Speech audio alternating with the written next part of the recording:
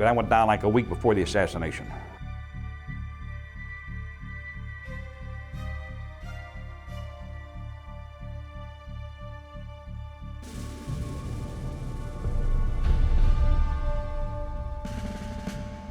The purpose of that was for me to go to Dallas, look over the area, learn dead-end streets, railroad crossings, time for train crossings.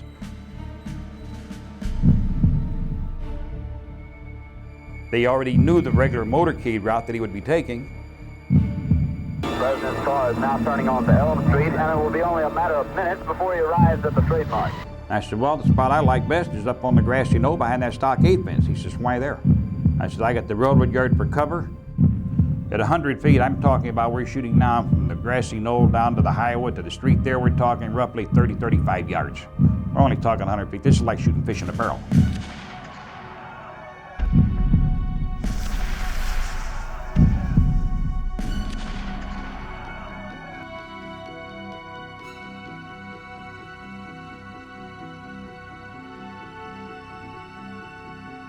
As I was walking away, he told me, don't run. He said, just walk away natural, Jimmy. He said, don't show no attention. The President of the United States is dead. It's official, as of just a few moments ago. There was nobody behind that stockade fence but me at that point. Nobody. All the time I was there, I was alone. I'm pulling in now towards Parkland Hospital, coming to the approach. The officer waiting me down. He's waving me around. There's a cordon. There's already a cordon of police officers. But a bullet right through the head.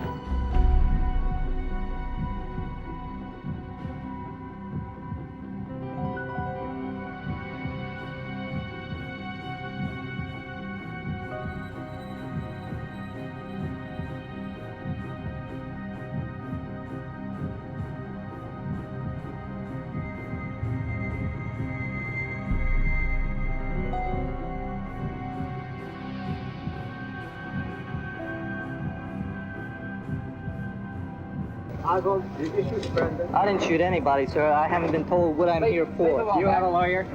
No, sir, I don't.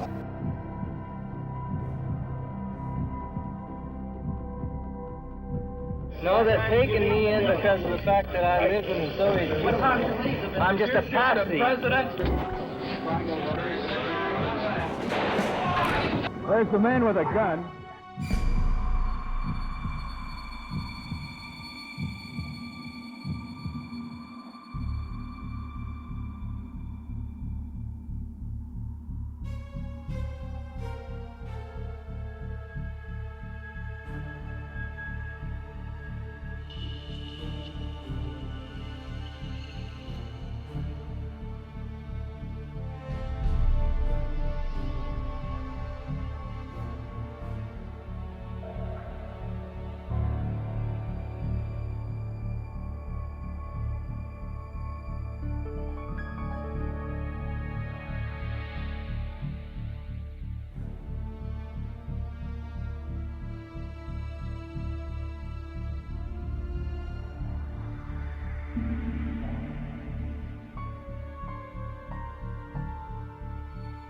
I'm fixing to lose my fill of fire. And at this point, either I shoot or I can put it in a suitcase and leave, one or the other. I took the shot.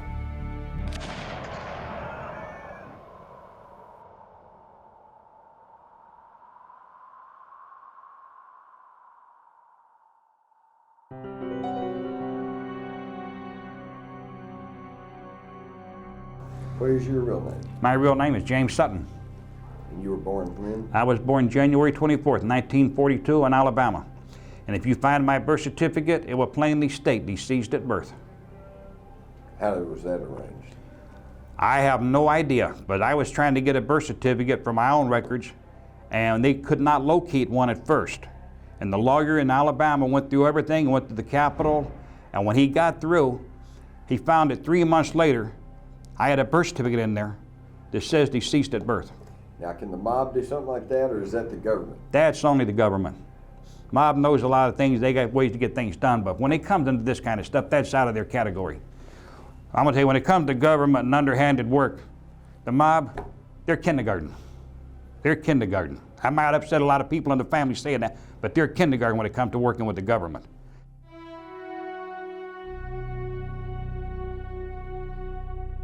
Is it true that during the Clinton administration that you were presented as a threat to national security? That was in 1998. The historian for the 82nd Airborne, he was doing a lot of research area on me. His name was John Grady, but he did a lot of research on me and checked through a lot of people, found out me to be credible. He verified a lot of things that him and I discussed. He come here to visit me, and when him and I was corresponding, he was approached by the Secret Service, and they warned him that I was a threat to national security. And in 1998, I don't remember what month it was, but Janet Reno and President Bill Clinton at that time declared me as a threat to national security. It was basically for training manuals and formulas and information they retrieved out of one of my storage sheds when they raided it. Boy, today under Homeland Security, they probably have you as a terrorist threat, since you know how to make bombs. That could be. I know there is a U.S. Marshals detaining on me at this time. U.S. Marshals what? There is a U.S. Marshals detaining on me at this time. What does that mean? That means the day I walk out of here, the U.S. Marshals will be here to pick me up. They want to talk to me. There is no outstanding charges. There's no charges against me. What they have against me is the detainer. All they want to do is talk to me. What they want to know is they want to be notified when I leave here, in other words.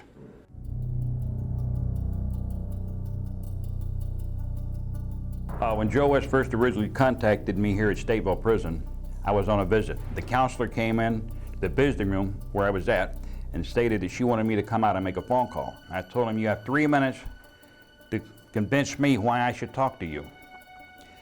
As Joe started talking to me, I told him, I said, whoa, stop. I said, you're on a lot of touchy spots. I said, these phone calls are recorded. Every phone call going in and coming out is recorded. If you want to talk to me that bad, then I suggest you come and visit me. Joe West had me put him on his visiting list. He come up to visit me. The first day, I wouldn't even talk to him about the Kennedy situation. We got into sports, weather, generally about prison, local things till I got comfortable with him. The next day, after I thought it over all night, Joe West seemed like a pretty nice guy. I really liked Joe. He had a magnetism about him. The next day we sat down, we got serious, and then we started talking. Oh, I asked him, he said that someone had informed him that I was there. He said he had a reliable source. And I didn't know for quite a while who that source was. It was quite some time later before I learned the fact that the FBI was aware of my presence as early as 1964.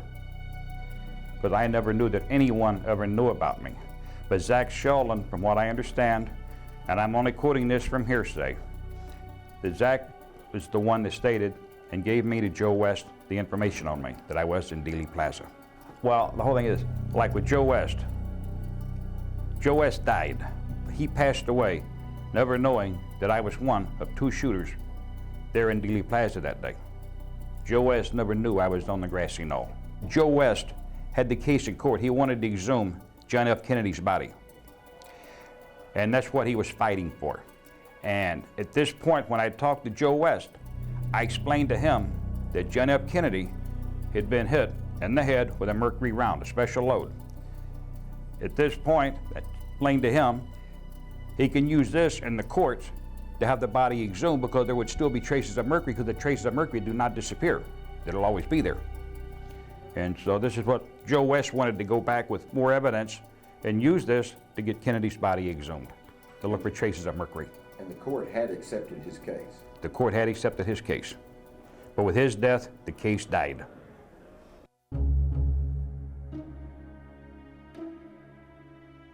I've been drinking this water for the past 12 years with radium in it, so has every prisoner here. We wasn't aware of the water situation until Oliver Stone come along to make a movie here. And when he made his movie here, we see all these people from the movie company running around carrying bottles of water. Even the officers that worked here, they got suspicious. And that's when we started finding out this water's unhealthy. Did you actually meet with Oliver Stone? I met Oliver Stone 3 times. Matter of fact, I have a paper that Joe West, not Joe West, but Bob Vernon had Oliver Stone sign. Now, Bob Vernon come in after the Joe West deal. Bob Vernon took over for Joe West. Bob Vernon met with Oliver Stone, and he had him sign an agreement where they wanted to get me on film, but I refused to do that. I met with Oliver Stone 3 times. And you never told him your story? No, I did not tell Oliver Stone my story. I refused to discuss it with him. And like I said, I've got a copy of this. I got Oliver Stone's signature. Bob Burnett is the only signature on it. It states what it's all about. The only thing missing is my signature, because I would never sign that paper for the agreement. Why was that? I didn't like the man. Case closed. Case closed. And if you'd like, I'd be more than happy to send you a copy of the document. And it's got Oliver Stone's original signature on it. And it has Bob Burnett's signature on it.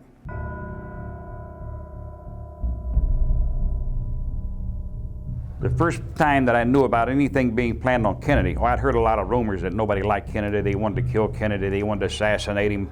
They wanted to do everything to the man.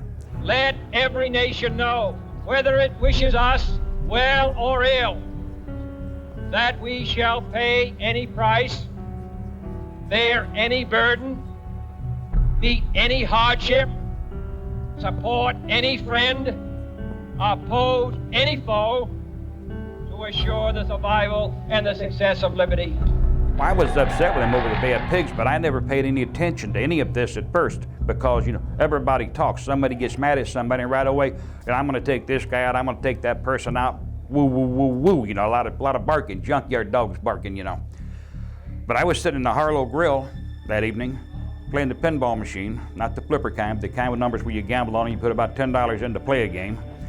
And Charles Nicoletti walked in, a man that I did a lot of work with, a man that I respected. And he walked in the back room where I was at. He says, "Jimmy, let's go." I said, "I'll be with you in a minute." He reached over and tilted the machine and said, "Let's go now." My reply was, "Yes, sir, Mr. Nicoletti." I knew he wasn't in no mood to wait and hang around. He said, "I want to talk to you." I went out, I got in his car, and we went for a ride. And he told me, he says, "We're going to do a friend of yours." I'm talking about President Kennedy, JFK. And I looked at him and I said, "What?" He says, "JFK." He says, "Your buddy." I said, "Well, he just busting, you know, giving me a hard time when he knew JFK. He knew how much I disliked the man." And I looked at him and I laughed. I said, "Okay, fine with me. You get in arguments there." And at this point, I still kind of thought, you know, he just joking with me. But then he got real serious about it. And then we started talking, and he told me, he says, "What I'm going to want you to do," he says, "I'm going to look around." He says, "We'll search the area around the town here." He says, "You know everything pretty good," he says, "and see where we're going to do it at, what kind of weapons we're going to need, and other things like that," he says. And he mentioned, he said he was going to bring Johnny Roselli in on it. Fine with me, and I don't care who we work with. You know, I like Johnny. I had no problems with him. And originally we'd planned to do it in the Chicago area, but certain people didn't like that idea. Certain people high up in organized crime, they wasn't too happy about the idea of having something like that happen to that magnitude in their backyard, because they figured Bobby would really be down there, you know, and they already had their own little private wars going. So then we put it off, and this is like 6 months before the assassination ever really took place. So we decided, well, we'd take it moving. So I had no idea it was going to Texas at that point, because they didn't know where he was going to go. They were looking for an area to go. They had several different locations. There was New Orleans, and I don't know, there's other places he was going to. But when it come down to it, I had been told there was places that they had planned to do it. Other people had been authorized, you know, stuff like that. Just different rumors you hear. How much credibility to it, I cannot say.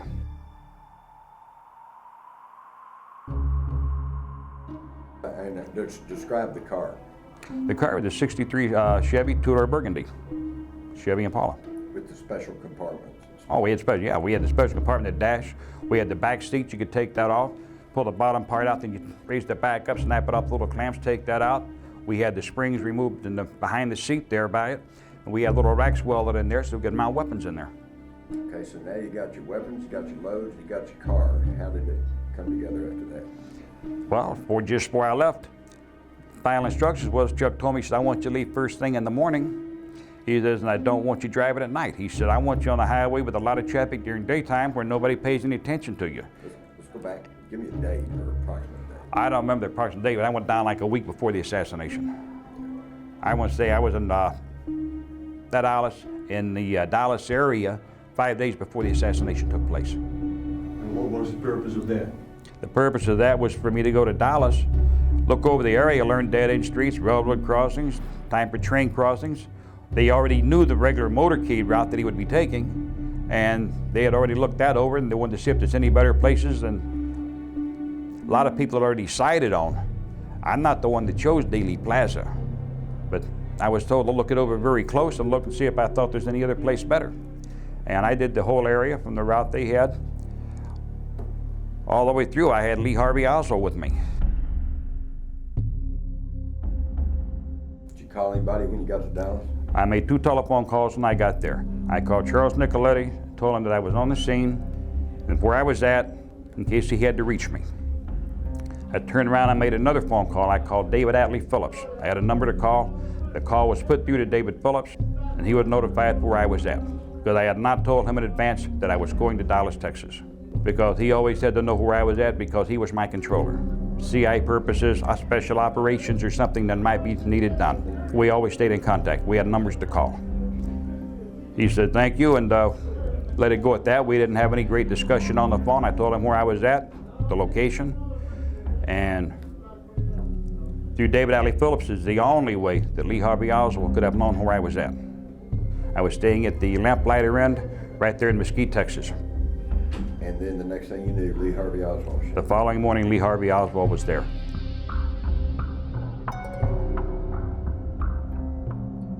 When he knocked on the door, I opened the door and I was shocked to see him because I didn't think anybody knew where I was at except for the other 2 people. Because Charles Nicoletti had never met Lee Harvey Oswald. You didn't know him? He did not know him. I had known Lee Harvey Oswald prior to that. I knew him from earlier operation that we was on with David Phillips when I was running semi-automatic 45 caliber submachine guns down to Clinton, Louisiana. They were made, I think they were manufactured by Knoxville Arms. I met Lee Harvey Oswald through David Atlee Phillips. When I got down there, he introduced me to Lee. And he also instructed me that Lee could be trusted and that he was Lee's controller. He made it a statement because I wanted to know who he was dealing with and who I was giving weapons to. He also explained to me that he was Lee Harvey Oswald's controller, the same as he was mine. That he was always in contact with Lee Harvey Oswald. Through common sense tells me the only one that could have sent Lee Harvey Oswald to me was David Atlee Phillips. And so I asked Lee, I says, what the hell are you doing here? Because I was shocked, you know.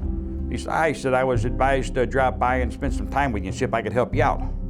I said, help me out? He said, yes. He says, somebody wants me to show you the area. And I said, okay, just come on in. So he come on in, so we sat down and we talked, and I said, I'll be with you in a few minutes. And I was young and cocky at that time, and I'd just come out of the shower and everything, and I was combing my hair, so I had a camera there, so I told Lee, hey, make a couple of pictures while I'm here in Texas. And so Oswald made a couple of pictures of me, and then he said, let me have the film, I'll get it developed. I said, no. I said, I get the whole roll of film. So that was how I got a couple of pictures made that people have recently asked me about. We drove around Dallas, Lee Harvey Oswald and I, we drove around Dallas right before the assassination. I did not see Lee Harvey Oswald on the morning of the assassination, but prior to that, Lee Harvey Oswald had been with me every day. We drove around, he showed me different streets, different areas. He was the one that took me out to the place southeast of Mesquite there, next to a big junkyard. We went out there in the field, he said, ain't nobody gonna bother you out here, you know, because I wanted to calibrate the scopes for not only for the fireball, but for other weapons as well. And while I was out there firing weapons and ejecting shell casings, Lee was picking them up and holding them in his hand. But I didn't want to leave no casings or nothing behind, and I'm busy firing, so I looked at Lee, grab them casings.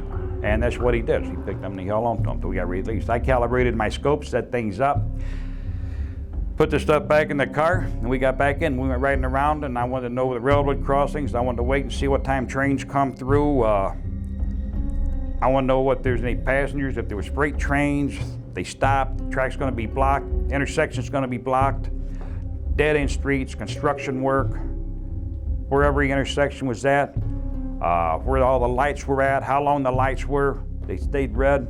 I wanted all these little details. He worked in the book depository stores, what he told me. I was never in that place, but he had time off to come out and spend time with me, and then I would drop him off in the area and he would go somewhere, and I guess that's where he went. I had never asked him where he went, what he done, who he saw.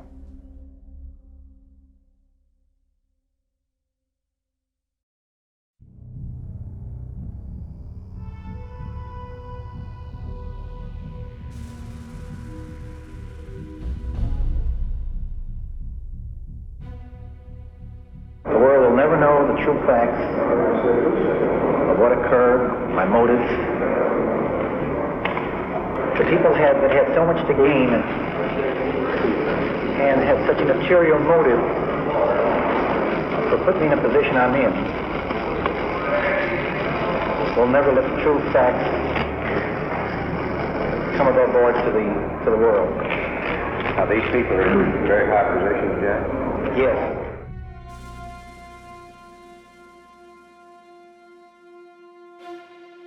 I had met Johnny Roselli before. I'd met him in Florida, Miami. Any jobs with him? Never any jobs with him. I'd talk with him and around, but we never, we was probably involved in some of the same operations or things, but with the same people, but we never went out and did anything together. Were you aware that Roselli was working with the government again in an anti-Castro? Yes, I was well aware that Johnny Roselli was involved in the government actions. He was like the liaison between CIA and organized crime, and he was heavily involved in the invasion of Cuba, Bay of Pigs, Chianos Bay, whichever you prefer to call it. But he was also very tight with Frank Sturgis. Frank Sturgis headed up the SAO, which is the secret army organization, what this is all about. And they've had so many different code names for wanting to kill Castro, I couldn't even name half of them. But every time you turned around, somebody had a new operation going. So tell us about the trip over to Fort Worth. The trip over to Fort Worth, Johnny Roselli went there to meet somebody by the name of Jack Ruby. I had never knew Jack Ruby, nothing about him. When I got there and pulled into the parking lot, Johnny Roselli told me, he said, let me go in first, see where I'm going to sit, come in, position your stuff. And he asked me, he said, are you carrying? And I said, yeah, I'm carrying. He says, good. He says, when I sit down where I'm sitting at, he said, I don't know what may transpire. He said, something could go wrong. He said, but be very alert. He said, keep my backside covered. He said, I won't be in your line of fire. And I said, okay, I pick up open field of fire. I says, wherever I figure I can handle it. I said, I'll go sit down, I'll come in position myself. Johnny Roselli went in and they had like, you could call it a booth at the table sitting there, you know, it wasn't bolted to the floor or nothing.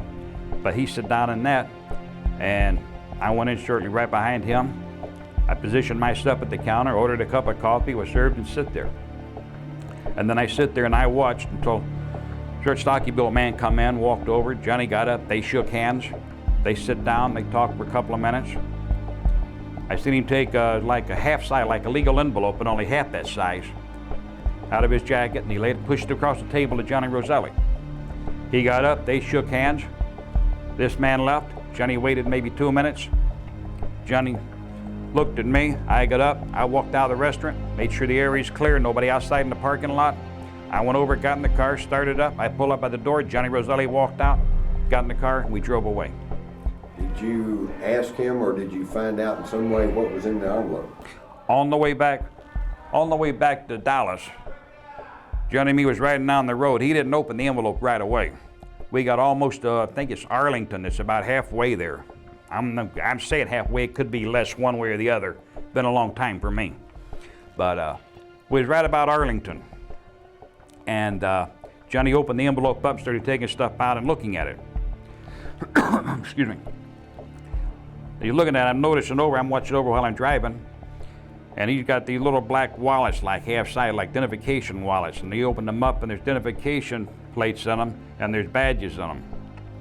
At that point, I didn't know what the identification on it was, because he's sitting there looking at it, and I'm not going to lead over. I'm not going to say, give me one of those or anything like that. I'll wait when they want me to know, he'll tell me. And then he opened up a piece of paper, and he unfolded it. And there's been a lot of discrepancy over this part now. But Johnny Roselli said they only made one change in the route. And it was a map of Dealey Plaza, the motorcade route. When he looked at it for Dealey Plaza, he said they've only made one alter, one change in it. He said, that's all. And I said, what's that? And he said, they're going to go down Elm Street. But I already had reconned the area, so I knew what he was talking about. And I know everybody said, well, they had the motorcade in the newspaper weeks and months ahead of time. True, they did, but they didn't have that one change.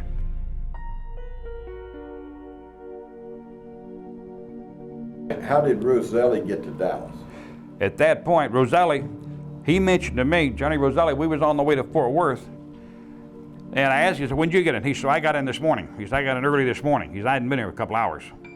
And I said, how'd you get in? And he said he got lucky. He caught a ride on a plane that's sponsored by the Central Intelligence Agency, the CIA. I said, how the hell did you manage that one? He said, I got lucky. He's had somebody there. I didn't ask no more. He didn't elaborate any more than that. I didn't dig any deeper than that. I still don't know that he's there on an abort mission. I have no knowledge of that at this point of the game. Johnny Roselli got out of the car, went back in the hotel. I waited maybe 5 to 7 minutes for Charles Nicoletti to come down. When he got down, Mr. Nicoletti got in the car with me and said, let's go. We took off. I said, where to? He said, take me over by the plaza. We went over, we parked, it's drizzling rain, we get out, we're walking around. This is the first time that Charles Nicoletti has even mentioned to me about an abort team. While we're walking around, Charles Nicoletti asked me, he says, how do you feel about being backup? I said, what do you mean backup? He said, how would you feel about being backup as a shooter for me? I said, what happened to Johnny? What's with Johnny? And he said, Johnny's a little bit paranoid on this. He says, the CIA's called the hit off. He said, well, he doesn't want to go against the orders of the CIA. He said, what he wants to call off. He said, he flew in here as an abort team. He said, they flew a plane here specially with him on it to tell us to call it off. He said, they don't want the hit to go down. And I said, well, what'd you say? Chuck's exact words were, it's going anyway. And I told him, I said, well, what about Johnny? He said, well, Johnny's good. Johnny will be with me, he says, but he's not going to be a shooter. He said, he doesn't want to go against the orders. He said, he's been told he flew in here specifically to abort this assassination. And so I asked him at that point, I said, what'd you say? He said, I said, get him, it's a go. He said, we're going to do it. He said, Jimmy, he says, you know we can't call this off. Only one man can stop it. He was referring to Sam Giancana. He was the number 2 man at that time. A lot of people's going to tell you he was number 1, but not true. Tony Accardo was still running things. He turned things over. He had Sam Giancana running all this operation and everything, but Tony Accardo was still the man, and he was still calling the shots on whatever went down, whatever was done. I knew of no other crime family being involved. I heard rumors, but do I know if anybody else was involved? No, I do not know if anybody else was involved. Okay. That would have been out of character for them to even notify me about that or anybody else. That only stays up in the higher ranks of the family or the people or the crime family, whoever you wish to describe it. About 10:30 a.m., Mr. Nicoletti told me he asked me to be the backup shooter. And that was the first inkling of anything that I would ever be involved in the assassination itself. Prior to that, I was only know the area and transport weapons. It started clearing about 10:45, I believe, the best I can remember. I could be off a few minutes. I know it had been drizzling rain, it was cold, it was damp. Sun didn't come out until after 11 a.m., I believe. And I told Johnny, I said, yes, I'd be honored. I told Mr. Nicoletti, I said, I would be honored to back you on it. I said, anything you ask, I'll do. And he asked me where I thought it would be the best place for him. And I told him the Dow Tech building, because the Dow Tech building gave him a better shot with him taking the straight run through at a high rate of speed. And evidently, I'm quite certain that they had all this prearranged on that part of it, as that place is his location, and for him and Johnny as far as that goes, because they already had made an arrangements to be admitted into the building. Oh, he didn't check it, he just asked my opinion. He has always questioned me about different things. He used me like a sounding board. Like maybe, you're in business, you're in the office, you might ask one of your people around you, what do you think about this? You don't really care what he thinks, you're just asking for an opinion to see what he thinks. Maybe you overlook something, or maybe somebody's got a better idea than you do at this time of the game. He respected me for my knowledge of weapons, my knowledge of knowing terrain, because I'd been in combat, and the first thing you walk into an area is, to you it's a landscape, to me it's terrain. Because if I walk in and I walk into an ambush, I want to know where the low spots are, the high spots are, where all the coverage is. I got to know where I can get my rear end down so I don't get shot off. You got to have a place to go to ground in a hurry. You cannot afford to stand around and be looking around and wondering, gee, where can I go from here? You do, you're dead. You got to think. That's why you take all this training in the military. You're trained not to think, but to react.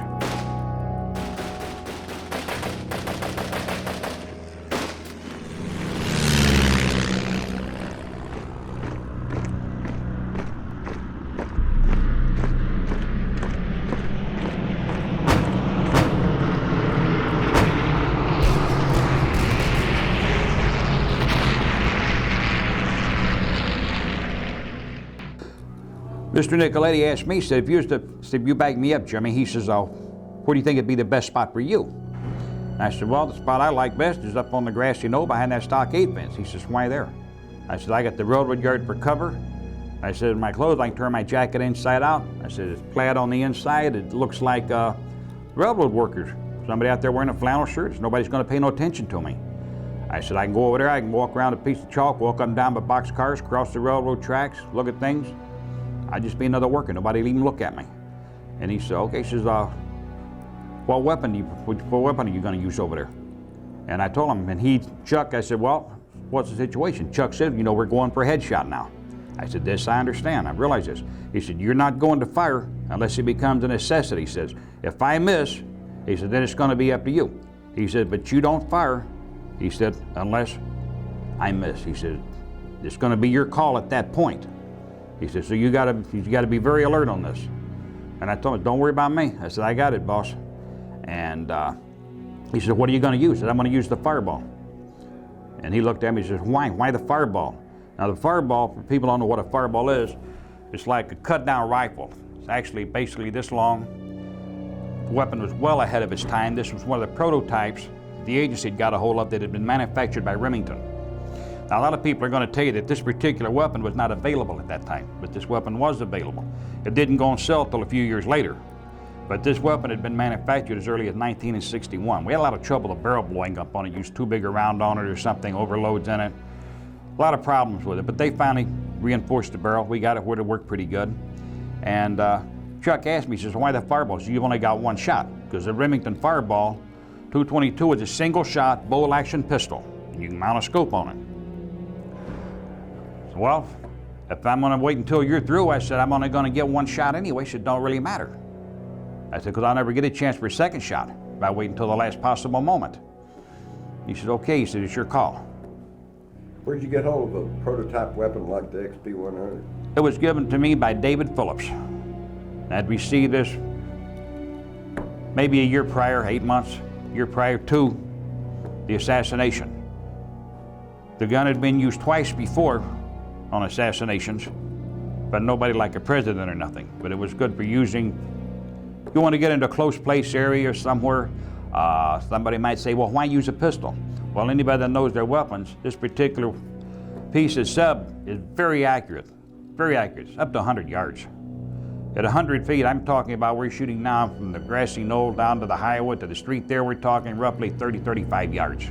We're only talking 100 feet. This is like shooting fish in a barrel, and especially a little 3-power scope on it.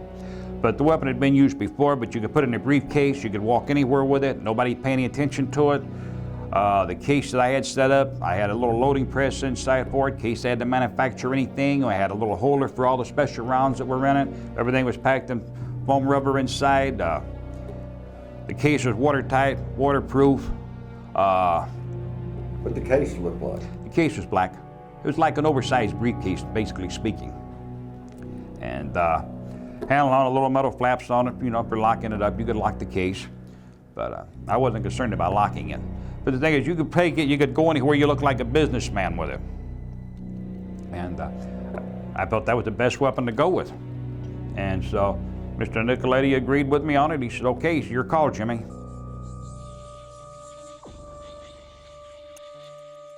Now then, I did not drop Charles Nicoletti or Johnny Roselli off at the Dowtech building. They got into the building, they were there on their own. I told him where the car would be, it's his car, he knows his car. He knows what my job is. They'll be in the car, he'll be in the front seat, Johnny will be in the back seat, I'll get under the driver's wheel. I'll set my briefcase between the front and the back seat, we'll drive away. After I took Charles Nicoletti back to the hotel, I went back to the plaza, secured the car, got my briefcase out with a gun in it, with a fireball in it. I went into the railroad yard. I secured that over there, put it away so nobody would see it. Reversed my jacket inside out. I'd taken my hat, great floor like, and my jacket was a gray poplin. We had these car jackets back then. They were like waist length, not a short jacket, but they kind of come down a little bit. There's no car jacket like, made out of a material that they no longer use. It was called poplin. You might remember that material. The poplin material, grayish color, had a shine to it. Excuse me, that's what the jacket was like that I was wearing, a pair of gray pants with it. And I reversed the jacket and it had the offset plaids in it, like, you know, kind of like checkered on the inside. When I turned it over, it looked like one of the old gray flannel shirts that we used to wear out, you know, when you was doing work in the yard or something or other. Excuse me. And I walked around the railroad yard and I was waiting for the time to pass. Time was coming on. And when I heard the roar of the crowd, I'd been over by the fence, and I got there a few minutes early. And I'd look up and I'd look over the fence, and I would looking for people. What I was looking for was not to see who I knew, but I was looking for people that would be carrying a bulge like up under their arm. I'm looking for somebody with a weapon. I'm looking for security people, cops, undercover, security, off-duty, whoever might be carrying a weapon. Bulge along their hip, behind their back, like I say, under the arm and a shoulder holster. I'm looking for these little bulges. Most people don't pay no attention to that, but this is what I'm looking for. But then my amazement, I recognized several people. A lot of people say Jack Ruby was never there, but he was there before the motorcade got there. I know that for a fact. But I was that close. I'm looking at the back side of him, and I'm pretty sure that was him. And I stayed away from the fence. I stayed basically in the yard, walk over the fence, look over it, spend a minute, then walk back away again. But I was observing the area. Were you smoking cigarettes that morning? I had smoking that day. Careless. I probably stepped on several cigarette butts and left them there. Most of them Pall Mall. It was very muddy. Let me put it this way. I a couple of times even took my shoes, put them up on the little concrete ledge there and scraped the mud off the bottom of them. The gunmetal gray limousine, blue and gray. The President and Mrs. Kennedy seated on the back seat. Governor and Mrs. Connolly on the second seats or jump seats. And then the official driver and Secret Service men are in the front seat. It will go Mockingbird Lane to Lemon Avenue, then travel south on Lemon to Turtle Creek, Cedar Springs, through the downtown area on Harwood to Maine, west on Maine to Houston, through the Triple Underpass to Stemmons Freeway, then on to the Trademark.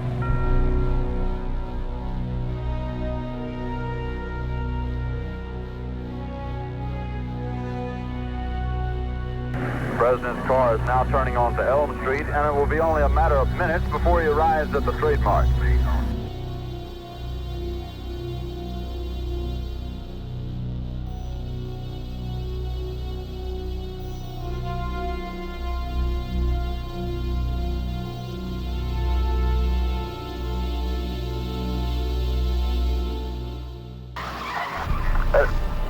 It appears as though something has happened in the motorcade route. Something, I repeat, has happened in the motorcade route.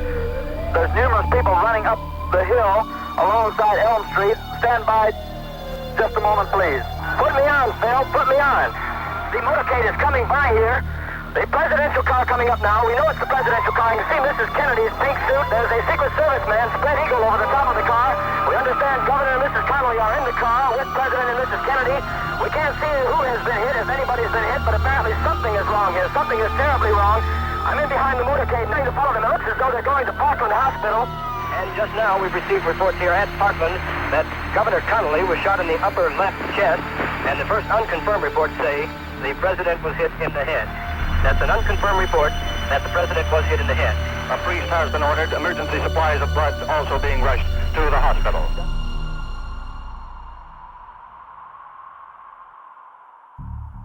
I was where you got the concrete steps that go down by the pergola there, and between the pergola and the stockade fence, you got a set of concrete steps that go down. I was to the right of those. I'm gonna say 8 to 10 feet down there. There was a tree branch that hung right over me. I was behind that, kind of gave me a little camouflage. This was just a few minutes before the motorcade got there. Something happens and I have to shoot. You know, I don't want to have to shoot anybody else unless it becomes a necessity. So I walk away from the fence, and I come back over, secured everything, got it ready. I could hear the rumble, the people murmuring, so you know the motorcade's approaching. So then I got ready, opened it up. I'm holding the Remington fireball down below the fence at this point. Motorcade come down, I believe that's Main Street there, come down on Houston, turn back around onto Elm there, and come down that little side drive there. Oh, when it come down and made its first right, that's when I brought the weapon up. And then I'm over the fence, and as they come down, made the turn on down there, that's when I started focusing through the scope and following the car. As shots started ringing out, I started counting the shots, but I'm not counting like 1, 2, 3, and 4. I'm counting them miss, miss, miss, because I know we're going for the headshot. So I don't care how many rounds are being fired as long as we get a headshot. But I'm hearing the shots being fired, and I'm counting them as a miss, miss. And that's the only thing I'm concerned about. I've got this sign there for the Simmons Freeway that is fixing to come into my field of fire. As far as I can see at this point, the president has not been hit in the head at this time. I've seen the body lurch. I know he's been hit. How serious, I don't know. But my last instructions was we're going for a headshot. If you have to take a shot, take it. But don't fire unless it's a necessity, unless you really have to. He said, Jimmy, don't fire unless you have to. We want everything from the backside. I'm not asking why. Okay, whatever you say. At this point, as it starts to approach and come behind that freeway sign, and I've already been instructed not to hit anybody but Kennedy because they didn't want Jackie getting hurt or anybody else, I'm fixing to lose my field of fire. And at this point, either I shoot or I can put it in a suitcase and leave, one or the other. I took the shot.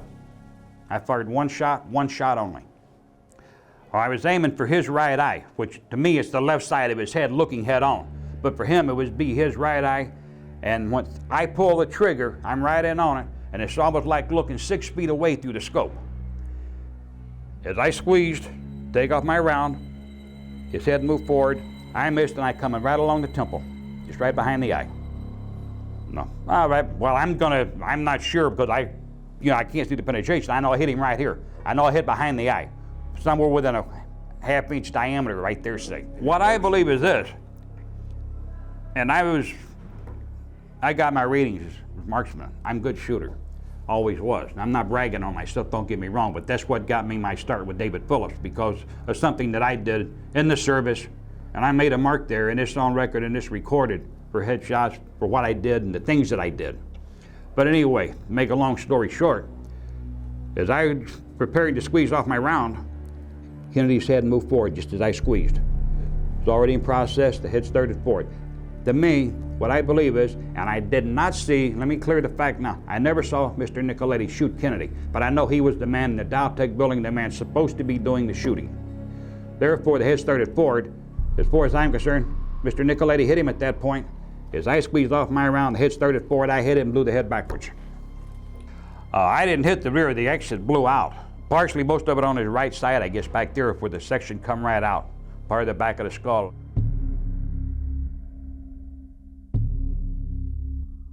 When I took my shot, and I knelt back down to the briefcase, I ejected the one casing in there, I picked up another live round, put it in, and closed the bowl on it. I took this shell casing as it come out to the briefcase, I put it in my mouth, tasted the sulfur from it. Love the taste of sulfur, by the way. Closed the briefcase up, and as I stood up, I did something I shouldn't have done, but I did do it.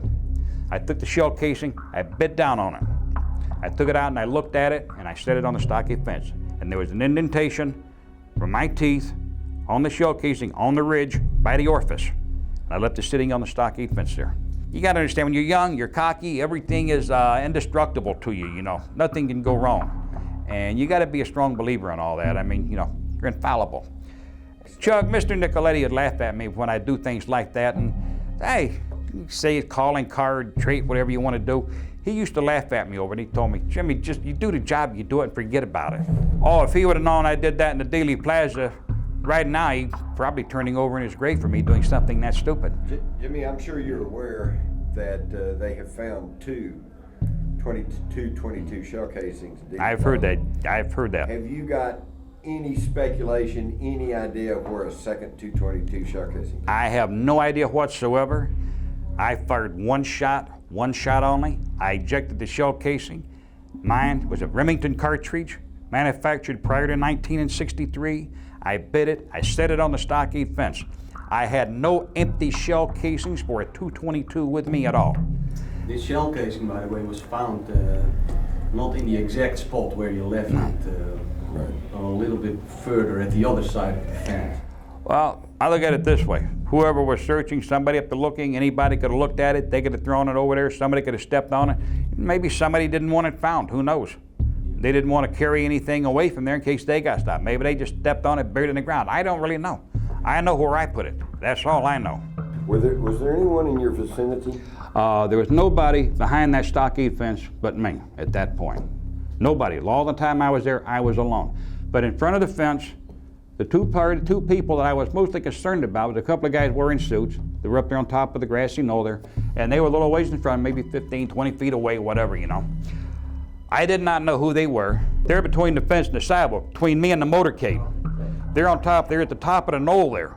They're kind of like looking over everybody and watching people. And this had me a little bit concerned, because I don't know who they are. At this stage of the game, well, I'm gonna take my shot. I got the 45 ready. If I got to, like I say, I don't wanna shoot nobody unless I have to.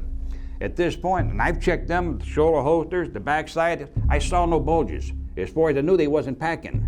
So I figured maybe they're just a couple of businessmen. Just, you know, people want to see the president go by. A lot of people are strange that way. Everybody wants to go see celebrities go by. But I took the shot, and as I was walking away, and like I seen Jackie crawl out there, motorcycle cop, he threw his bike down. He jumped off, but as he come running in a little zigzag or whatever you want to call it, like he's really into combat or something, he's still a wide open target. Anybody could shoot him. He's got his pistol out. And he's running up the knoll there. The two men at the fence there, seen two guys with the suits, they go over and they open up identifications. So I have to figure these are probably my cover that I've never been informed about. And I was told not to worry. They stopped him and he never came no farther. He went back down off the knoll. I was told, Charles Nicoletti told me, he said, when you take the shot, he said, just walk away. He told me, don't run. He said, just walk away natural, Jimmy. He said, don't show no attention. I told him, I said, don't worry. And I had no intention of breaking out of there running, but like I say, if somebody comes at me, I'm willing to do whatever I have to do to leave the area. If I shoot somebody else, that's what I'll do at this point of the game. There was nobody behind the stockade fence with me. I am the only person back there. Anybody else back there is over in the railroad yard by the trains. Right before the assassination, there was nobody standing next to me. Oh, as I'm walking away, I've got my briefcase, gun case in my right hand. I've got my left hand over by my coat pocket. I got a Colt 45 there. I've got it fully loaded with 6 rounds on it. It's ready to go if I need it. I've already reversed my jacket. When I picked up the gun case, I reversed my jacket, no plaid side. I got the poplin gray material on the outside. I took the fedora I had shoved down in the sleeve of it, snapped it out, put it back on my head, and I walked away. Carrying the briefcase and my 45 inside my coat pocket. I had one thing on my mind. Anybody that approaching me with the determination to stop me, to question me, detain me, whatever you want to call it, or anything else. All I want to do now is reach my destination, which is the car, put the case in the back seat there on the floor, like I chugging me, already have figured out. I'm going to get in the car, start it up, drive away. Was the car empty when you got there? No, sir. When I got to the car, Charles Nicoletti was in the front seat, Johnny Roselli was in the back seat. And There's only 2 seats in the front. We had the bucket seats in it. So as soon as you got in the car, you just started up? As soon as I got in the car, opened the door, set the case in the back, was behind the front seat, got right in the car, lit the ignition, and gone. Anybody say anything at that point? Nobody said nothing to me.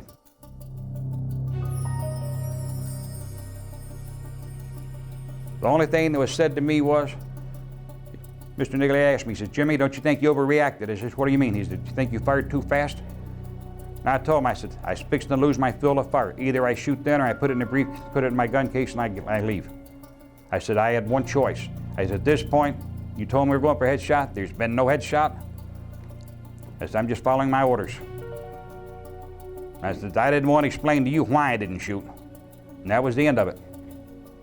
And he told me, he said, at this intersection, he says, make a left and pull up at the gas station. We get down there, he says, we're getting out, we're getting in another car there. And I said, okay. I pulled out, parked, they got out of the car. He said, I'll see you in Chicago. And that was the only thing that was said. I took it as criticism, naturally.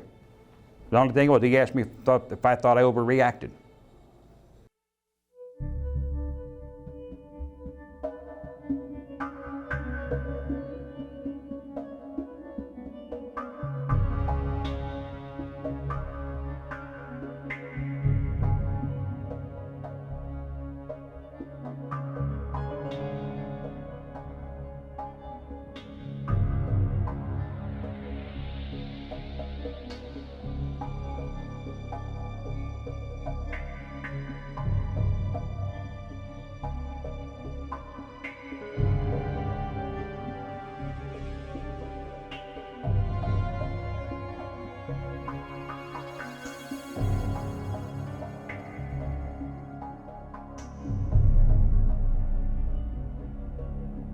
Do you think Lee Harvey Oswald fired any shots that day? Lee Harvey Oswald never fired a shot.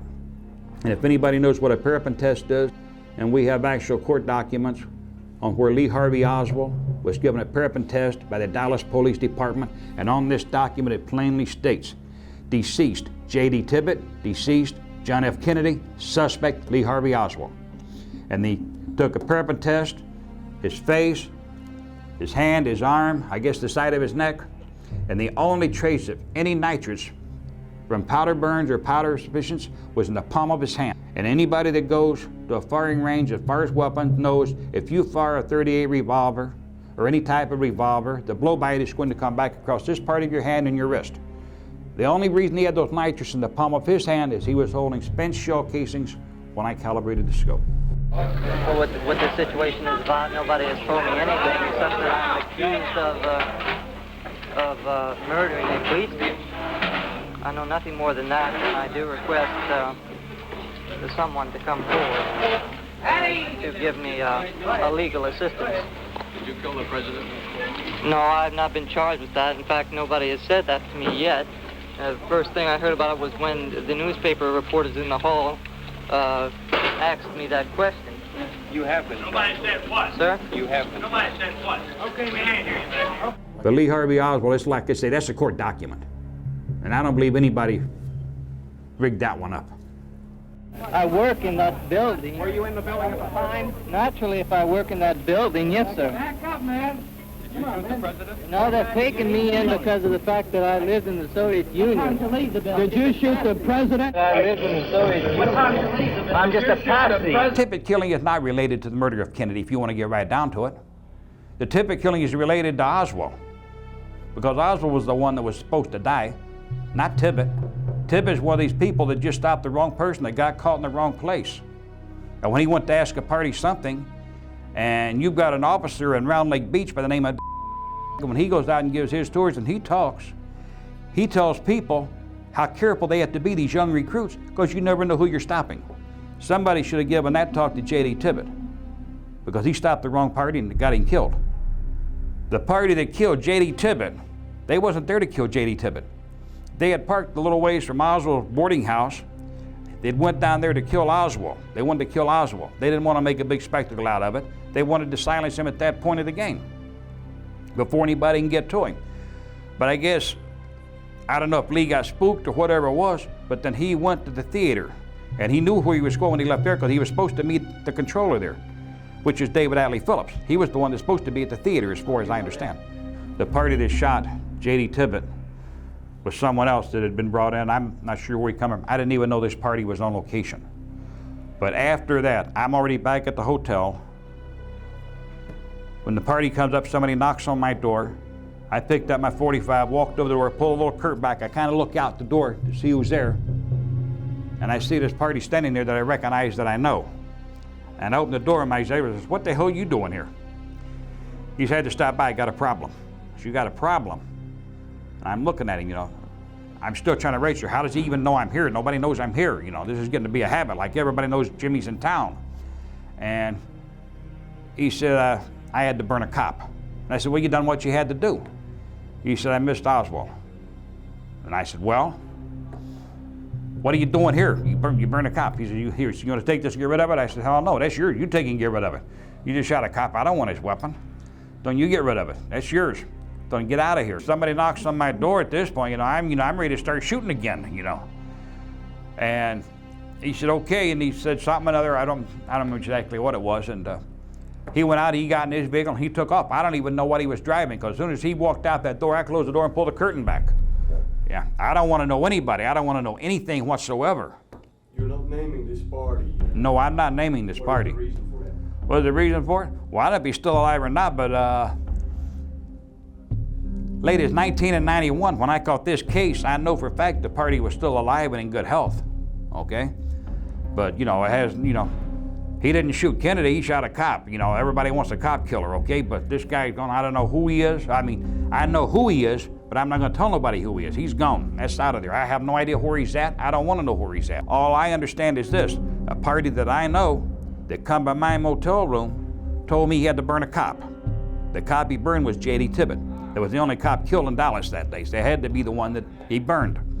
Anyway, this party that was there that killed J.D. Tibbet, he was brought in at a last minute notice that he had to be on standby. And wherever Phillips went, he usually kept several people around that he could use, people that he needed. Whether he needs them or not, they're going to be available. They always had, what are you going to call them, contract agents, operatives, co-operatives, or whatever. He's got people that he can use. If he needs something done, he can pick up a phone and have it initiated at a moment's notice. This party was evidently there on standby because he did not live in that area. That's why I was shocked to see him in my motel room. So evidently they took care of it that way. You probably couldn't get the FBI to admit to it, but when a couple of their people forced their way into Stateville, I was offered all kind of deals and all kind of agreements if I would not give an interview on John F. Kennedy before. You know, I told them to do what they got to do. They did, sorry to my regret, but the thing is this, I'm not going to give anybody up. I'm not going to put nobody in prison. I have never went to court and testified against anybody. And I've had a lot of deals offered in my time. I've told them, put me in jail. I went to jail. I've had cops tell me this and that. You know, we're going to lock you up. We've got you dead bang. I've had prosecutors come in and tell me, you're dead cold. Plead guilty.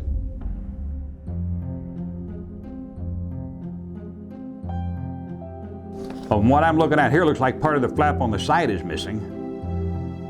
But I don't see very much in this picture here, the back of the head missing. What I'm looking at here is a lot of hair. What's my conclusion? That ain't the right picture. That's my conclusion. You want my opinion on it, that's not the right picture. The photo that I just looked at, in my opinion, that's a fake picture. That is not the real picture. A lot of people might say you can't see nothing through a scope, but I'm going to tell you something. When you see something burst, his head like a watermelon, you're going to see pieces of stuff flying different directions. People are going to be splattered by it. Well, I looked over the fence and I saw Jackie Kennedy crawling out on the back end of the car, the limo. At this point, I got to figure, well, she's going to be picking up a piece of his skull, because a lot of people say you can't see nothing through a scope like this.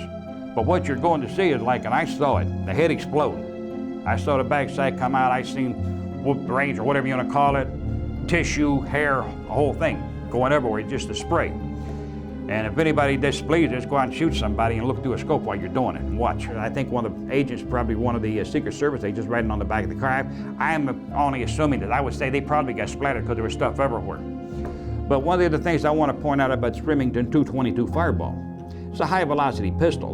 The round travels approximately 3,180 feet per second. Now then, for this type of weapon, there is very little recoil. Now, a lot of people say there's a lot of recoil, it's going to jump, you can't see nothing. And I've had a lot of criticism over the years over this here. So I'd like for somebody to go out to firing range somewhere, gun store, and take one of these particular types of weapons that carry a 222 round and fire. You're going to find very little recoil, especially when you're using an extended barrel weapon with a scope on it. You got to wait there to hold it down. It's not jumping and bouncing. You're not shooting a 44 or 45. Did the motorcade ever come to a stop? The motorcade, the best of my recollection, to me and my mind, and everything is slowed down at this point. When the first shot went off, it's like it stopped. It's just like it slowed down almost to crawl or barely moving, or maybe it even stopped. I'm not really sure on that point. I know I was waiting. It kept moving. It had to have been moving, but very, very slow. Because I'm waiting for it to get up the sign. I'm waiting for something to happen so I don't have to shoot. Not that I'm afraid to, but if I don't have to, I don't want to. But like I say, when the car got even almost up to that Simmons Freeway sign there, and that was one of the most, and ain't like these new ones they got today with nice little skinny metal posts and a little sign. These here had, you know, made it, I guess, the wooden legs on, or what do you want to call it? The post, the hell, it was wood. Anyway, I had my shot. It's either I shoot down right now. I took my shot. Were you nervous in any way? Was I nervous? No. If I'd have been nervous, I'd have been shaking. I couldn't have made the shot. A lot of people may find this hard to believe, but you've got to understand something. First time you go into the field of fire, when you go into a firefight in combat, you might be nervous or skittish. But after you've been initiated into the field of fire, whatever you want to call it, combat, firefights, a lot of people got different names for it, skirmishes, you get over it. And, you know, and to me, and a lot of people are really going to think I'm probably sick, but when you got into a firefight, that was the element high. I've never used drugs in my life.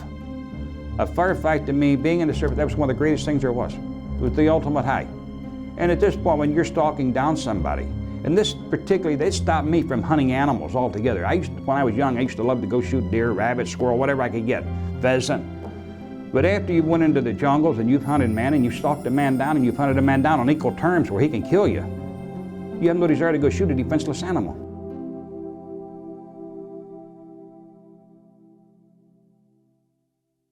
My impression of Lee Harvey Oswald? Lee Harvey Oswald is a very quiet type person, secluded, very private, mild-mannered, you might say. He wasn't one that he didn't do a lot of boasting or bragging. He didn't do a lot of cabareting. I mean, what he did, he kept to himself. Lee Harvey Oswald, as far as I'm concerned, I like the guy. Very intelligent, very intelligent. When we got into certain subjects, I mean, he could make me look like a dummy, let's face it. So he's a lot better educated than... Oh, he's a lot better educated than what people say. Lee Harvey Oswald, he had very good self-control because he had a little scar up on his lip. And I asked him one time how he got it, and he told me it was in the Marine Corps. Somebody hit him with the butt of a rifle up here. I thought, you must have ripped their guts out or something, ripped their ass out. He said, no, he said, I didn't do that. So what do you mean? He said, it's an accident. He said, I didn't get upset about it. But that's the type of person he was. He was calm, he was collect. Capable of killing someone? No. Lee Harvey Oswald, everybody's capable of killing somebody. Let's face it, you got your back to the wall. But is Lee Harvey Oswald a killer? No, he wasn't an assassin, no. Lee Harvey Oswald, when I say he wasn't a killer or anything like that, Lee Harvey Oswald, he had it all up here. Very, very intelligent. I want to say he had a good IQ. And he held a top secret security clearance. And there's another thing I'd like to state and get on record. They talk about Lee Harvey Oswald, all this and that, and him running off to Russia. The only way Lee Harvey Oswald could have went to Moscow. He held a top secret security clearance when he was on the base in Japan. You hold a top secret security clearance, and people can go check this anywhere. In the days of the Cold War, you did not jump on a plane and fly to a communist country, and I don't care who you was. You had to be cleared for it. The only people that could have engineered that for him to go to Moscow was the CIA. And the Russians were so scared of Lee Harvey Oswald over there, not fearful of what he'd do to them. They knew what was going down. They gave him a place to stay, and he wound up marrying Marie over there. And they was too happy to put him on a plane to send him back to the U.S. Gave him money. Yeah. What was going down then? What was the mission for Lee Harvey Oswald? I have no idea what the mission was, but he went over there for some reason. I never asked him. He never told me. I never asked him why he went to Russia, but you cannot tell me that he was disgruntled with this country and he wanted to go over there and be a member of the Communist Party. There's no way. He took a cover and he went, and they just wouldn't buy the story. Would you describe him as patriotic? I would say Lee, he did a lot of work for this country. Everything he did was based basically on this country. He was not a traitor. I don't care what anybody says. All the research based, everybody can say all they want. I know Lee Harvey Oswald. He wasn't that type of person. He wasn't a traitor.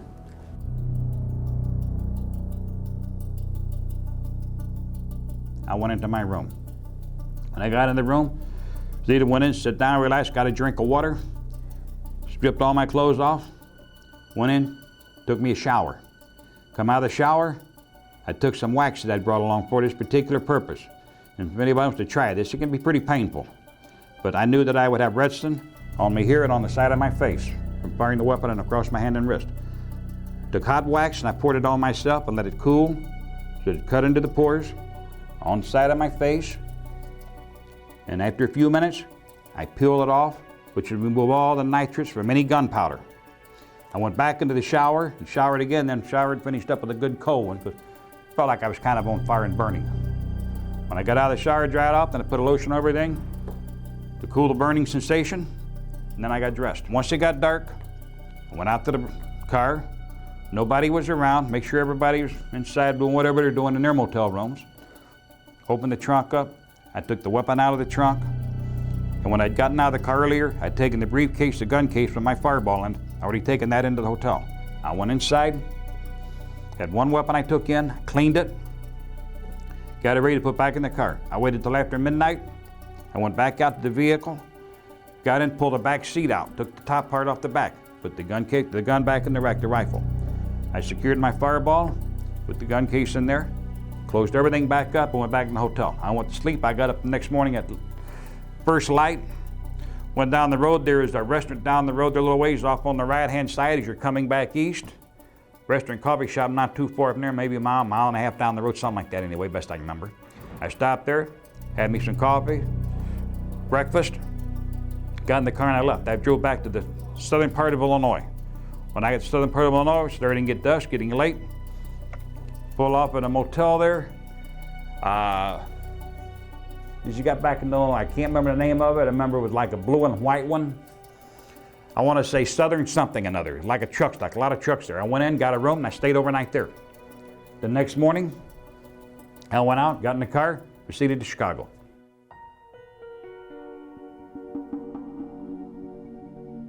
Do you have any proof of what you've told us in regards to the Kennedy assassination? When it gets down to this part about a lot of people ask a lot of different questions about things, the one thing that I could verify right now, which cannot be made public, is the ledger, diary, ledger, whichever you prefer to call it. It's a book with some papers and things that Charles Nicoletti gave to me before he was killed.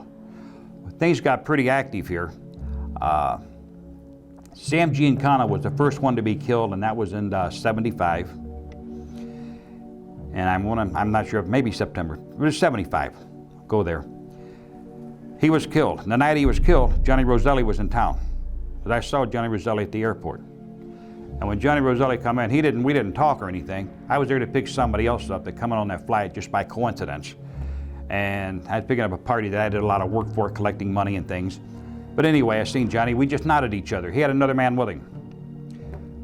When they left, we was right behind them. They got in their vehicle outside. We took off. We went down the road. We went down River Road, proceeding south. And the kid with me said the only place Johnny could be going would be going over to see Sam.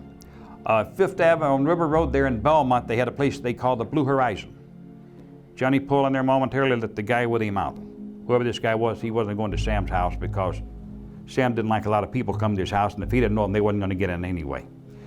And Johnny went on. I went my way, Johnny Roselli went his. Johnny Roselli, the next morning I woke up, Sam Giancana had been executed, gangland style. When he was killed, bells went off for me. Johnny Roselli had to be the one to do it, because he was there. I know he went to Sam's house that night. The following year, Johnny Roselli was killed. When Johnny Roselli was killed, the party, figures the same guy that he probably dropped off. There was 2 people killed down there in Tampa, St. Pete, there in that area.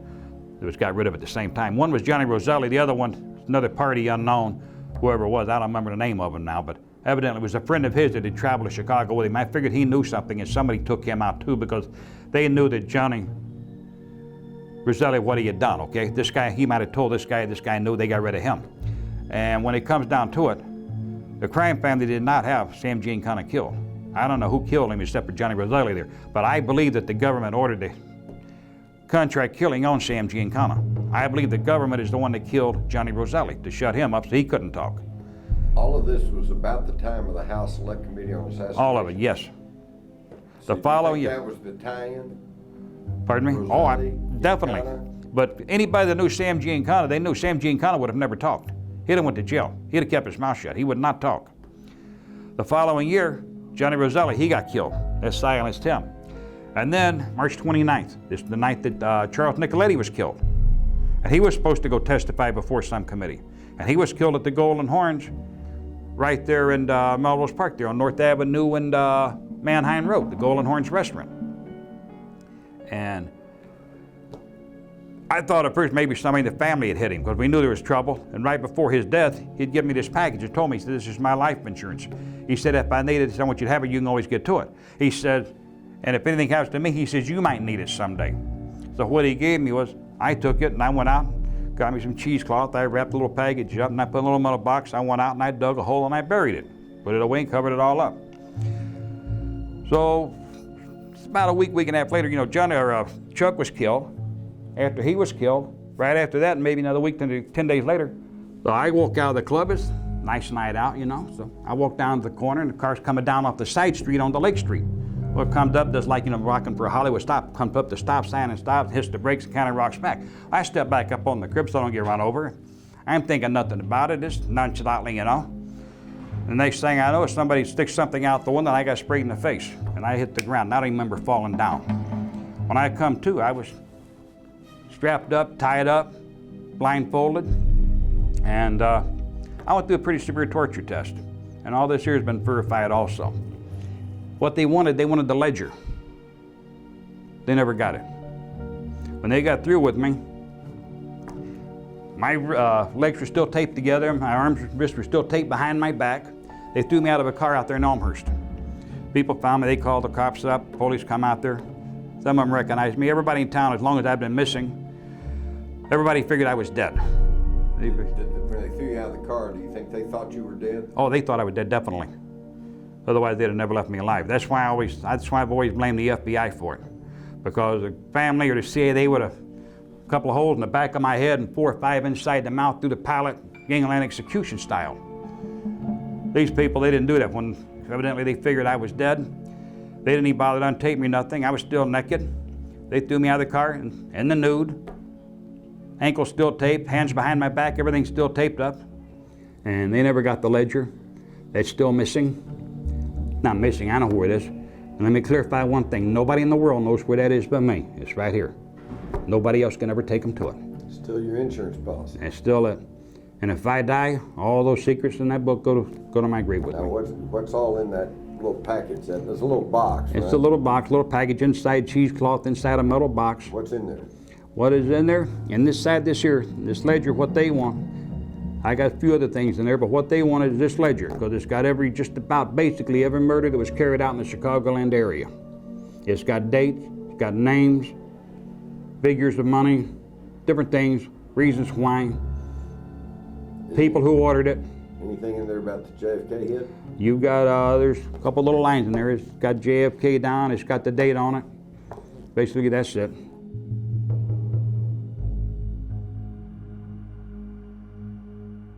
I'm in prison for a specific reason. When I come out of the federal prison, I did a federal stretch and I was out for a little while. People started trying to kill me. When they started trying to kill me the first time, I was at along Quinton Road and Rollins Road in Round Lake Beach, shortly past midnight, driving a little Chevy Chevette. And the cops had been harassing me there. They knew who I was. Every time they see me, they'd handcuff me, get me out of the car, and my papers blew out. They'd throw all my stuff down the street. But this particular night, I pull up the stoplight there. I'm on Quinton Road, fixing to make a right-hand turn on Rollins Road. I'm staying with my aunt and uncle at this time. They're about 2 blocks down from there. I looked up in the rearview mirror, and I seen a car pulling up behind me with no lights in the next lane. And I thought, cops again. You know, I'm gonna get hassled again. It's not a squad car number, but I just figured it's detectives, you know. It pulls up alongside of me. I'm looking in the mirror, sitting by the door, the little door mirror on the side, and I see an SMG come up. What anybody don't know what that is, it's a small machine gun, automatic weapon. As I see it coming out of the window, I roll across the seat, hit the door, hit the ground, roll back up against the rocker panel of the car. They put 30 holes in my car. Full clip they put into it. As they were pulling away, I come up off the ground with my piece, and I got up about 4 rounds. I'm on federal parole at that point. I'm not supposed to be carrying a weapon, but you never find me without a weapon. I got off 4 rounds, took the back window out. They kept going. I jumped back in my car, took a right on the Rollins Road, went down to Grove Avenue, pulled into the house of my aunt and uncle's at 1620 Grove. Went in there and got the tarp from my uncle out of the garage and put it over the car so they couldn't see the bullet holes. That was the first attempt on my life. I got out of federal prison in '88. This year's late '89, early '90, I guess. And when they started trying to kill me on the street, that was the first attempt on my life in the free world, as I call it. Next day, I went to see somebody down in the city, and I went up and I asked him a specific question, if we had a problem. I said, I went and I did my federal time. I said, I got busted on the chop shops. I didn't take nobody down with me. I said, I went, kept my mouth shut. I didn't testify. I didn't give nobody up. I took the conviction. I done my time. What's the problem? We got a problem, let me know. And he told me, he said, Jimmy, he says, he always called me Jimmy boy. He said, Jimmy boy, he says, come down, come down. He said, listen to me. He said, you got no problem with us. He said, you did your thing. He said, hey, you didn't have the problem. When you was down, you got money, looked after certain people for you, took care of your family. You had no problems. When you come out, you went to the restaurant, he said, everybody parked, everybody come by to see you. He said, we dropped a lot of envelopes. He said, you have money when you come out. Everybody looked after you when you come out. That's respect. Don't think we're after you. Said, whatever you've done, it's with your previous employers, not us. That's on the other side of the fence, the people that you worked for before. He said, them, not us, Jimmy. He said, I give you my word on that. After I talked to the certain parties in Chicago, down in the city, about them trying to kill me, and he's telling me that was my previous employers. What we're talking about here, we're talking about a government agency. I won't say which agency it was that tried to take me out, but I know at that time I had people in the DOD on me because I had taken certain material off the computer at Oxford from the arsenal, so I worked in the office. I had an excess classified material there for building new tanks, new helicopters, everything. I had the gun emplacements off one of the Black Hawk helicopters. I had the allocations for everything. I had the rate of firing, anything that's classified, because we made a lot of the stuff there. We made the nitrine cable to fire the Sidewinder missile inside a federal prison. Okay. Anyway, the second attempt was, well, now I realized this here is not the crime family after me. It's got to be a government agency. The second attempt on my life was late at night. They ran me over on my motorcycle. They hit me so hard, they bent the frame on it. They totaled the motorcycle out. That's all on record. Next time I come around, the third time, with these two off-duty officers. One of them is David Ostertag.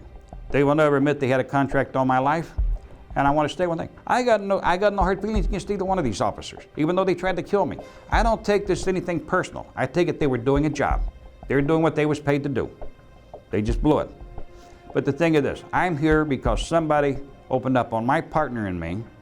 They tried to kill us in broad daylight on May 7th, 1991, 3:15 p.m., maybe 3:30, in the middle of Route 12 in a little place called Buffalo Grove.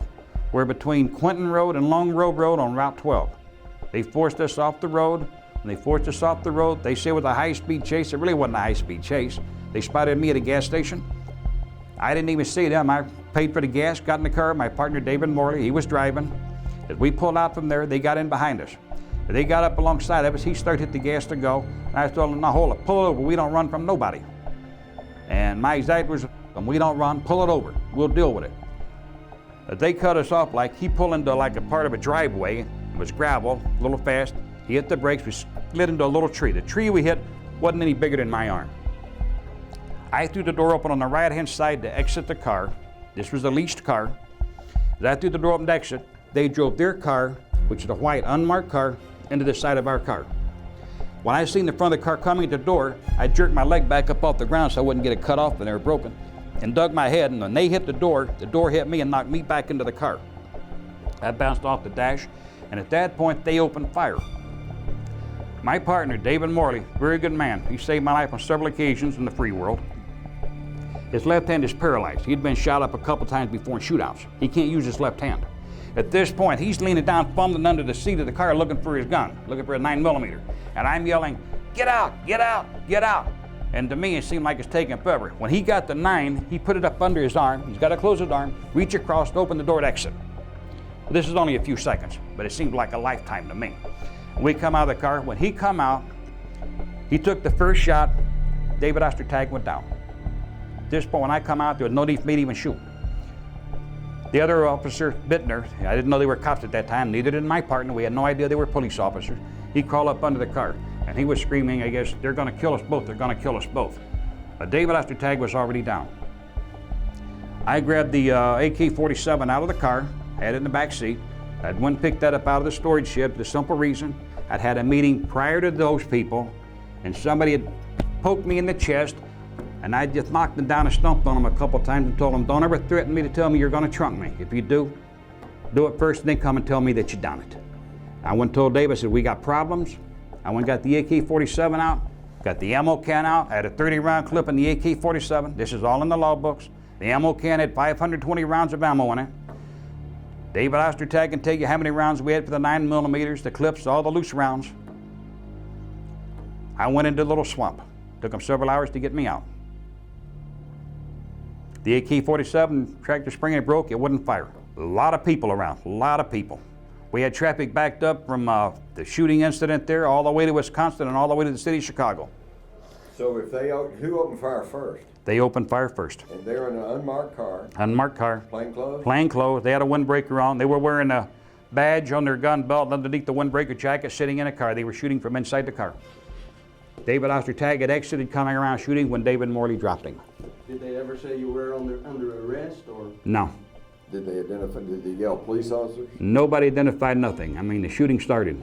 How many shots were fired before your partner took the shot? Well, I'm going to say they got off probably the first 14 shots. They say they fired 3 and 11 out of 52. They said we fired the rest of them. But there's not that many shell casings on hand. And if the only weapons that were fired were 9mm that day, and my weapon hadn't been fired, that leaves 3 clips. It's only 45 rounds and 15 rounds to 9mm in a staggered clip. And they didn't fire that many. They still had rounds in theirs. So there's no way 52 rounds were fired that day. Oh, there's all kind of witnesses that seen what went down. There's witnesses that will plainly state on who got out, who shot who, and who shot first. That's all in the court documents. So how they get a conviction if there were witnesses to say they fired first?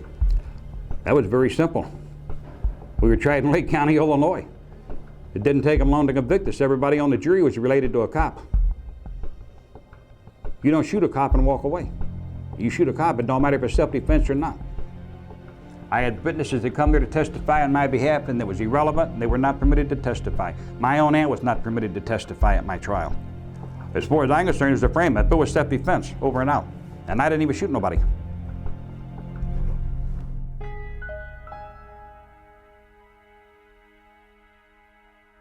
What has changed in your life in recent years? I think probably the biggest change in my life is, and let me go back just a little bit farther. Before this change took place, I had no emotions or no feelings, basically speaking, for anyone at all. My family never came first. The agency came first, crime family came first. Everybody was always ahead of my wife and my kids. Wrong, I know that. I know that now. I've got probably a lot of regrets, maybe some remorse for a lot of the things that I did do. I'm sorry at times I wasn't there to see my kids go to their little school plays or do their dances, recitals, or whatever. I'm sorry I wasn't there for their birthdays, for a lot of their Christmases. But those things are part of my life growing up. These are things that I accepted, because to me, other things were more important. My family, my wife, my kids, they were way down on the list of priorities. Wrong, I know.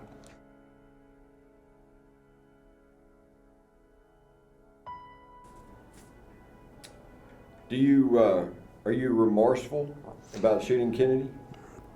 For many years, no, I wasn't. But as the time goes by, I'm not saying remorseful for shooting Kennedy. Maybe I'm more remorseful for how it affected this country and for the things it's done. Maybe John F. Kennedy did do some good things for this country. I'm not really sure. But I got a lot of remorse for a lot of things that I've done. But that's for the simple reason I've got my life turned around a little bit. So I can't be as hard as I used to be. I try to have a lot of compassion for my fellow man. But for John F. Kennedy, gotta be honest, yeah, let's say I got a little remorse there for him, because not specifically maybe him, but like for his family, for the kids and all. But at the time when we acted, I felt that I was right in what we were doing. Why did you dislike the man? I disliked Kennedy. The reason you gotta understand, I didn't like Kennedy for one reason. I didn't know the man personally, never met the man, never seen him in person as far as I know. The whole thing was, I was heavily involved in training for the Bay of Pigs. I didn't go with them. I wasn't on the shoulder. I wasn't a soldier. I didn't go there and fight. I never fired a shot.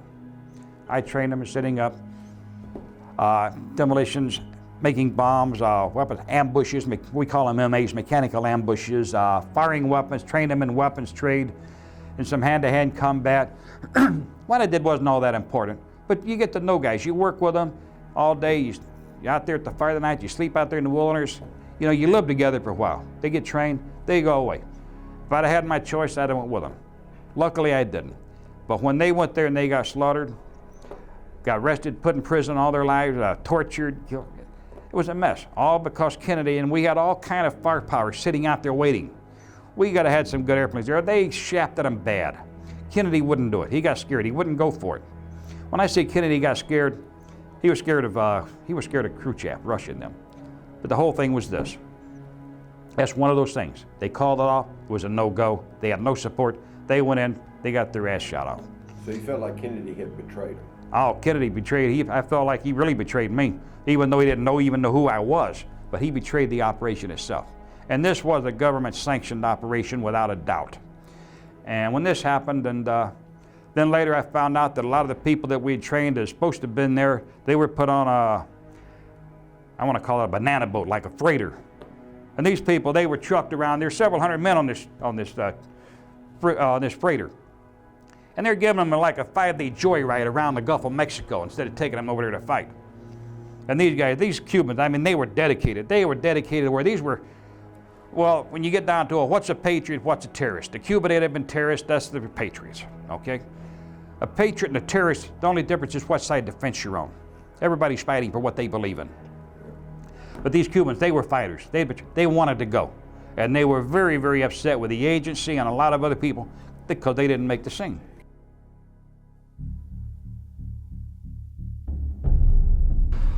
At the time, I believe the Kennedy assassination was a necessity.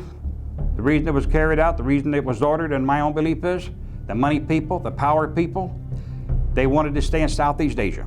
It's not about who did who to what over here. It was about the money that was to be made. John F. Kennedy wanted to bring all the boys home from Southeast Asia that were over there. Certain people wanted to keep those guys over there. We needed it because there's going to be deep sea ports built.